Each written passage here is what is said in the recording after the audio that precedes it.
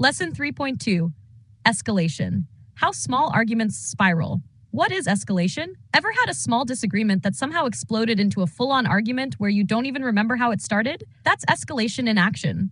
It happens when a minor issue snowballs into something way bigger, and before you know it, hurtful words are flying, and both partners are left feeling frustrated and resentful. It's a pretty common pattern in relationships that lack solid conflict resolution skills. Escalation is usually driven by defensiveness, miscommunication, or that all-too-common desire to win the argument instead of actually resolving the problem. The good news?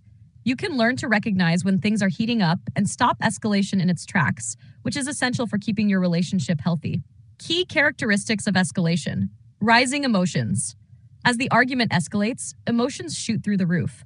Both partners start feeling angrier, more frustrated, or just plain upset. Blame and criticism. Instead of focusing on the issue, you start blaming and criticizing each other, which only makes things worse and creates a hostile environment. Defensiveness. Feeling attacked? You're not alone.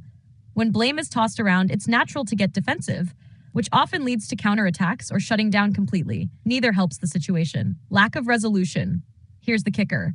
When things escalate, you rarely solve the original problem. Instead, both partners walk away feeling hurt, disconnected, and with nothing resolved. How to prevent escalation. Stopping escalation before it gets out of hand takes practice, but it's totally doable. Here are some ways to keep a minor disagreement from spiraling into a full-blown argument. 1. Stay calm. If you feel your emotions ramping up, pause. Take a deep breath, step away for a few minutes, or take a mental break. This will help you stay grounded and keep things from getting out of control. 2. Focus on the issue. Stick to the issue at hand. Don't drag in past grievances or unrelated problems. It'll only make the argument bigger than it needs to be. 3. Use I statements. Instead of blaming your partner with you statements, express how you feel with I statements.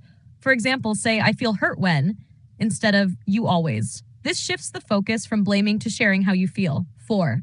Listen actively. It's easy to get caught up in defending yourself, but try to really listen to your partner's perspective without interrupting. Active listening builds understanding and reduces the chance of escalation. 5. If things are getting too heated, hit pause. Agree to take a break and come back to the discussion when you've both cooled down. This prevents things from escalating in the heat of the moment. Reflection exercise. Think back to recent conflicts you've had in your relationship. Ask yourself, what triggered the argument to escalate? How did both you and your partner handle the rising emotions? What could you do differently in future disagreements to stop escalation before it gets out of hand? By reflecting on these questions, you can spot where escalation tends to happen and use these strategies to keep your conflicts constructive and solution-focused.